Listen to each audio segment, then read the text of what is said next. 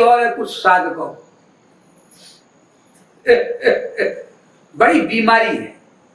कितने मेहनत करते हैं महापुरुष हमारे साथ, कोई महापुरुष बनने की बात समझेगा, पहले खाक समझ में नहीं आएगा, धीरे धीरे आने लगेगा। धीरे धीरे जो जो अंतःकरण की शुद्धि होने लग जाती है, त्यों त्यों हम महापुरुषों के अंतरंग रहस्यों को समझने लग जाते हैं। क्या जी, उस जीवात्मा ने हमको आपके पास भेजा था। अच्छा, ये तो बड़ा उपकार था जी। किसी महात्मा के पास, किसी गुरु के पास कोई जीव किसी परिवार का स्त्री के रूप में हो, पिता के रूप में हो, माँ के रूप में हो, बेटा बेटी के रूप में हो, भाई बहन के रूप में हो, और तुमको एक महापुरुष के पास भेजे तो बहुत अच्छी बात। लेकिन देखो उनका भोलापन, वही जीव जब उल्टा हो गया पूर्व जन्म के कुछ संस्कार के कारण, उल्टा हो गया, अब सारा काम अपनी बुद्धि से कर रहा है, चाहे पढ़ना हो, सर्विस करना हो, जॉब करना हो, रहना हो किसी नगर में, कोई आज्ञा पालन नहीं कर रहा किसी महापुरुष की। और क्या कहता है, मैंने तुमको भेजा था, अब हम कह रहे हैं कि तुम आ जाओ। तो तुम ठीक हो, तुम्हारी आज्ञा पालन चलेगी। हे जीव महोदय, ये क्या, यानी उसकी सीट महापुरुष से भी बड़ी हो गई, जगत गौतम श्री कृपालु महाप्रभु से भी बड़ी हो गई, क्योंकि तुमको वो लाया था एक बार गुरु के पास, महात्मा के पास। तुलसीदास को महापुरुष के पास रत्नावली ने भेजा था, उनकी बीवी ने। और तुलसीदास इतने कामी थे, विलासपूर्ण जीवन जीने वाले, कि वो एक दो दिन के लिए मायके चली गई तो पहुंच गए रात में ही। नदी पार करके, ससुराल नदी के उस पार थी, और नाव मिली नहीं रात में, तो एक मुर्दा जा रहा था, किसी ने बहा दिया था नदी में, तो उसी पर बैठ करके नदी क्रॉस कर लिया। कामांध, जो जीव कामी बन जाता है, काम में अंधा हो जाता है, तो विवेक शून्य हो जाता है।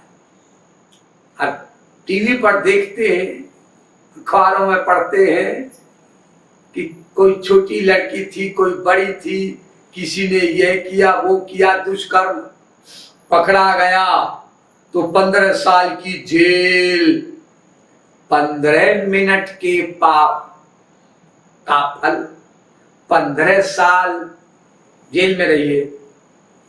और अब तो लोग आगे भी कानून बन गया है, अरे साहब 15 साल तुमको जेल में रख करके क्यों हम अपना रोटी खराब करें, आटा खराब करें, तुमको पालने में दवाएं वगैरह अस्पताल की क्यों प्रयोग करें, जाओ लटक जाओ फांसी पर। 15 मिनट का कामांधता फांसी पर चढ़ाती है। ऐसे ही 15 मिनट का क्रोध भी चढ़ाता है फांसी पर। क्रोध में मार दिया किसी को, जरा सी बात पे। कल आप लोगों ने पढ़ा, तेल भरवाने गए, रात में हम तेल नहीं डालते, पेट्रोल पंप के मालिक ने कहा, और वो सेठ बेचारा झगड़ने लगा, यही बरेली की बात। वो गार्डमैन राइफल ले आया और छुआए और मर गया। तुम भी लटको फांसी पर। कामी फांसी पर, क्रोधी फांसी पर, और लोभी भी फांसी पर। पैसा बहुत सारा आ गया है, क्या पाप नहीं करा सकता पैसा किसी से? अगर ये हरि गुरु की सेवा में प्रयुक्त नहीं हुआ जी खोलकर।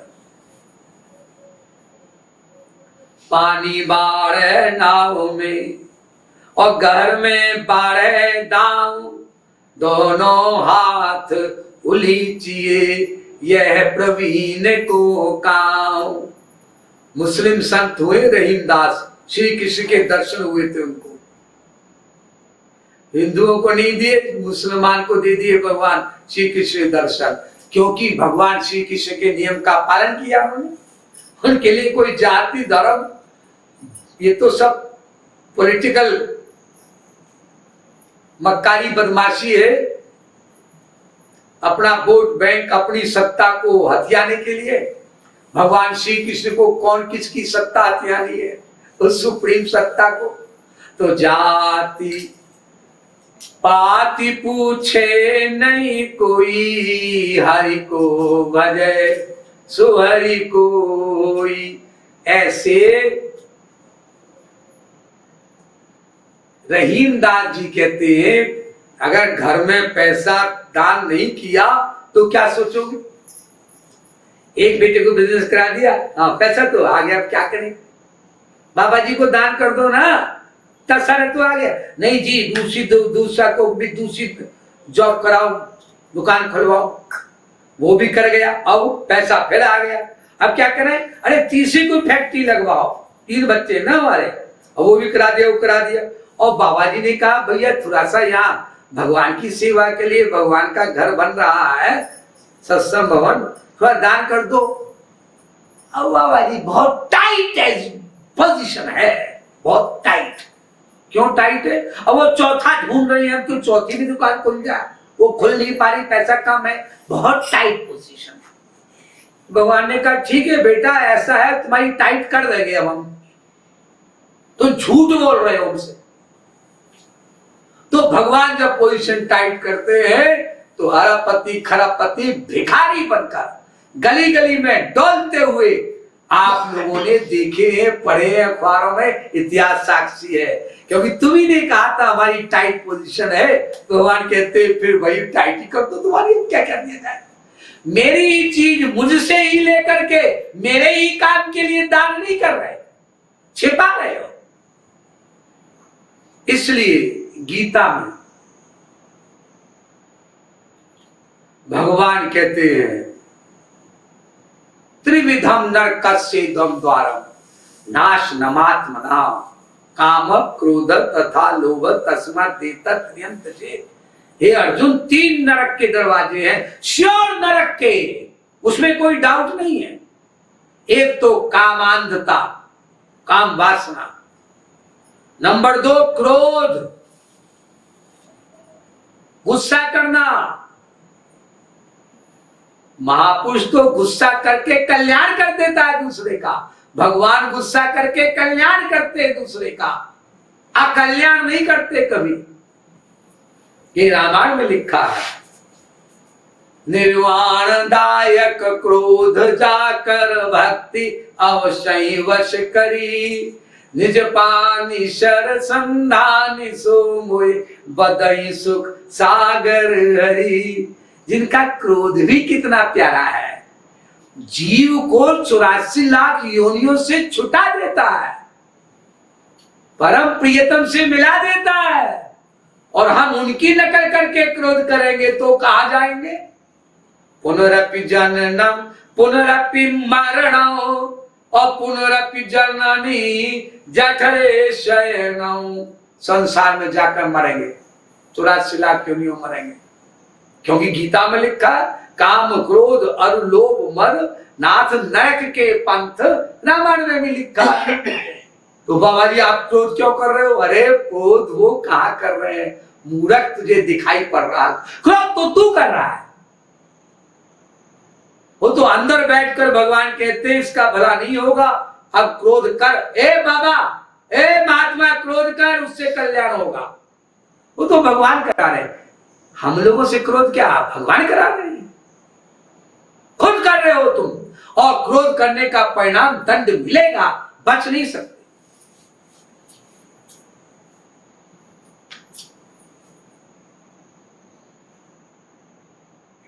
एक कोई साधक कहीं गया किसी भगवत धाम में, यानी महापुरुष का जो आश्रम है वो भगवत धाम ही है, मेरे विचार से। हम रंगीली महल जाएं, मनगढ़ जाएं, भक्ति धाम में जाएं, श्यामा श्याम धाम जाएं, प्रेम मंदिर जाएं, सब भगवान के स्थल हैं, यहाँ भगवान रहते हैं। किसी भी आश्रम में वहां कोई उनका संचालक, उसने कहा बेटा 1-2 दिन तुम और रुक जाओ, प्रेम में प्यार उसका कल्याण करने के लिए। और कोई काम नहीं उसे, घर में किसी तरह की कोई सीरियस बात भी नहीं है। और कहता है मुझे कोई जरूरी काम है। मतलब भगवान की सेवा जो इमरजेंसी में आ गई है तुमसे कराने के लिए, वो जरूरी काम नहीं है। तो बाबा जी बोले क्यों, अगर तुम जा रहे हो, मान लीजिए ट्रेन बस का एक्सीडेंट हो जाए, टायर खराब हो जाए या कोई और घटना हो जाए, तभी तो तुम ये काम अपना पोस्टपोन कर सकते हो। उसको समझाया तो उसका उत्तर सुनो। जब जीव की बुद्धि भ्रष्ट होती है तो क्या उत्तर देता है? वो कहता है जब भी हम कहते हैं जाने के लिए तो आप यही कहते हैं।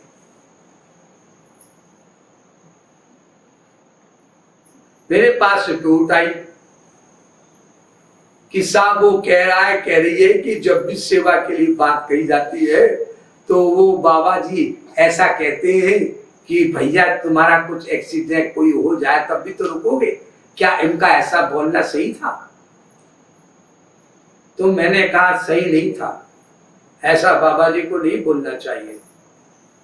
क्या बोलना चाहिए?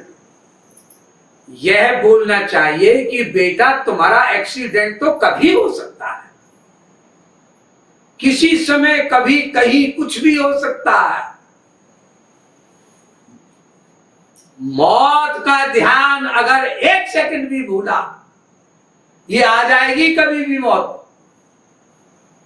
अरे इंडिया के राष्ट्रपति अब्दुल कलाम तो माइक पर दे रहे थे स्पीच, और स्पीच देते देते आ गई अपनी सेक्रेटरी के गोद में, गिर गए और गए दुनिया से। एक और राष्ट्रपति जाकिर हुसैन, फखरुद्दीन अली अहमद वगैरह नाम सुने हैं आपने, वो तो बाथरूम में गए थे बाथरूम करने, लघु शंका दीर्घ शंका करने, उठ भी नहीं पाए, आ गई मौत। चलो बेटे टाइम इज ओवर। रांची में हमारी एक बहन है लीला जी, शायद अभी भी है, एजेड हो गई है, 80 वर्ष से ऊपर। उनका इकलौता लड़का था और मन कर गया महाराज जी के पास। और माँ बाप कहते अभी नहीं जाओ अभी नहीं जाओ, लेकिन गया। अरे महाराज जी वहां नहीं मिलेंगे, मैं जाऊंगा, मम्मी तो जरूर मिलेंगे, मुझे दर्शन करना। आया, वहां रह रहा था। इतने में एक मेरी सत्संगी बहन है जो प्रचारक हो गई, उस समय प्रचारक नहीं थी वो, शायद ब्रजवंचरी जी, तो आ रही थी कानपुर से, वो अध्यापिका थी, लेक्चरर वहां पर पढ़ाती थी। तो महाराज जी के दर्शन करने के लिए आई। तो ये सब जो आप वर्तमान में देखते हैं भक्ति मंदिर, भक्ति धाम, वैसा नहीं था पहले। बीच में गांव थे, पेड़ थे, बाग थे, सड़क थी, कच्चे रास्ते थे। तो मेन रोड से सामान रख दिया उसने। जब वो आई तो वो बोला महाराज जी मैं सामान ले आता हूँ, ठीक है जाओ। और नौकर चाकर भी थे, अरे हम चले जाएंगे, नहीं मैं ही जाऊंगा, जिद। और वहां गए, बीच में ज्यादा पानी भी नहीं बरस रहा था, थोड़ा सा, और मजदूर लोग तो हट गए, इधर उधर चले गए। वो उन्होंने कहा भी यहाँ आ जा, बोले यही ठीक है, पेड़ के नीचे था, और बिजली गिरी वहीं खत्म। मौत तो कभी भी आएगी सरकार, ये छोड़ेगी नहीं। और अगर कोई मौत को याद नहीं रख सकता, हमेशा 24 घंटे सोचो कि एक्सीडेंट कभी भी होगा, तब ही तुम हरि गुरु को याद कर सकते हो और उनकी सही सही सेवा कर सकते हो, नहीं तो नहीं कर सकते। बार बार बार बार बार बार अपराधों के पुलिंदे बनते रहेंगे।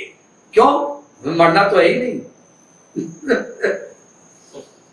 नारायण स्वामी नाम के संत कहते हैं भगवान को बाद में याद रखो, पहले मौत को। 24 घंटे याद रखना मौत को। ये नहीं कि आश्रम से गए तभी एक्सीडेंट होगा, अरे नहीं आए तब भी होगा एक्सीडेंट, ये याद रखना है। जब भी घर से बाहर निकले होगा एक्सीडेंट। वो बाढ़ आ जाए, भूकंप आ जाए, किसी भी रूप में मकान गिर जाए, ये हो जाए, कार खाई में गिर जाए, मोटरसाइकिल गिर जाए, अरे होते नहीं एक्सीडेंट? क्या होते ही, लेकिन याद नहीं रखते। अरे हमारे साथ भी ये होगा। ये जब 24 घंटे याद रखोगे, नारायण स्वामी संत कहते हैं, तब जाकर भगवान की या किसी महापुरुष की, गुरु की, जगत गुरु की सही सही सेवा करोगे। कर लो सेवा, अगले ही मिनट हम पता नहीं रहे ना रहे। तो नारायण स्वामी कहते हैं, तो बातन को भूल मत, और जो चाहे कल्याण नारायण, एक मौत को, पहला काम मौत को याद करो, भूल जाओ भगवान को। हरि गुरु सबको भूलो, मौत को याद रखो, पहला काम। ये नारायण स्वामी नाम के संत कह रहे हैं, ब्रज किंकर नहीं कह रहा, वो तो उनके कहे हुए दोहे को माइक के रास्ते बोल रहा है। और अगर हम नहीं मानते हैं, इसका मतलब हम महापुरुषों को ही नहीं, भगवान को भी चप्पल मार रहे हैं। क्योंकि महापुरुष तो कुछ कहता ही नहीं, भगवान अंदर से कहता, बुलवाता। तो भगवान ने बुलवाया कि पहले मौत को याद रखो प्यारे, भगवान को बाद। इसलिए सुबह उठो, सोचो आ जाएगी मौत, हे भगवान की सेवा, गुरु की सेवा ही करनी पहले करो। चलो पहले करो। अरे जा रहे हैं भाई, अरे फिर आ रही, अरे फिर आ रही, अरे फिर आ रही। बात क्या मजा आएगा जिंदगी का, अनुभव करके देखो। क्योंकि जब मौत को याद रखेंगे हम, तो राधा कृष्ण की और महाराज जी की याद भूल ही नहीं सकते। एक सेकंड के लिए भी हम उनको भूल नहीं सकते, हरि और गुरु को। और जब हम उनको नहीं भूलेंगे एक सेकंड के लिए भी, ध्यान दीजिए, तो फिर भगवान का ये कानून आ जाएगा, अनन्यास चिंतयन्तो मां ये जना पर्युपासते तेषां नित्याभियुक्तानां योगक्षेमं वहाम्यहम्, योगक्षेमं वहाम्यहम्। मतलब हे अर्जुन, जो कुछ भी किसी साधक को कुछ देना है ना, वो मैं देता हूं अर्जुन, मैं दूंगा। बस तू एक ही चीज याद रख, मुझे एक सेकंड को भूल मत, बस। अरे मत कर कीर्तन, मत कर भजन, मत कर तीर्थाटन, मत जा आश्रमों में, बस रह घर में। घर ही तो अच्छा लग रहा है ना, रह वहां। अरे यही तो इतराज है कि बार बार क्यों बाबा जी के आश्रम में जाए, मत आ। लेकिन एक सेकंड भी तू भूला ना और मौत आ गई, हाथ पैर बांध करके मौत के दूत और बड़े बड़े डंडों से पिटाई कर कर हड्डी पसलियों को तोड़ते हुए ले जाएंगे साथ। ये भी सोच ले, यह भी सोच ले बेटा। आश्रम में आया ही इसलिए जाता है, बुलाया ही इसलिए जाता है कि जिस बात को भूले हुए हो उसको याद करो पहले।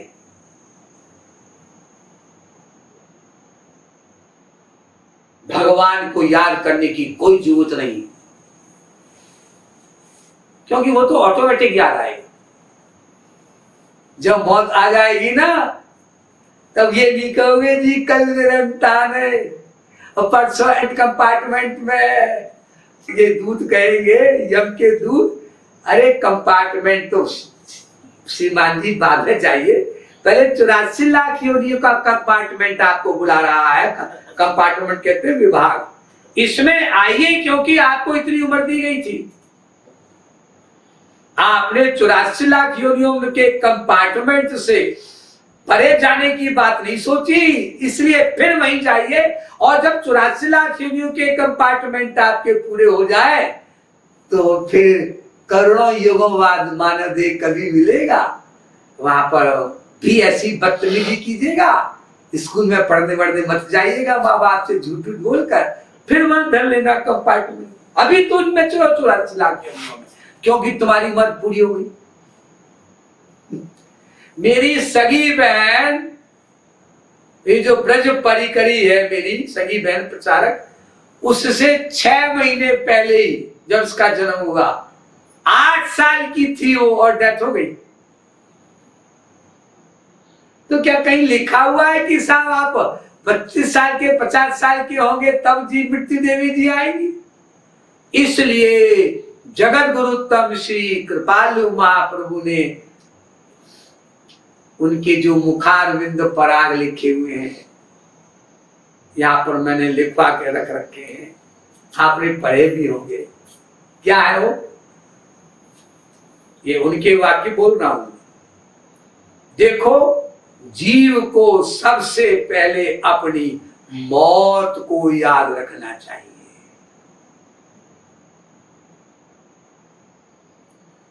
क्योंकि जीव उच्छृंखल है, वो नहीं कहना मानता। और जब मौत को याद रखोगे तो अंदर से ज्ञान सही सही पैदा होगा। महाराज जी,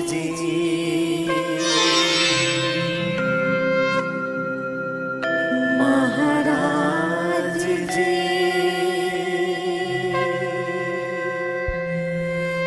महाराज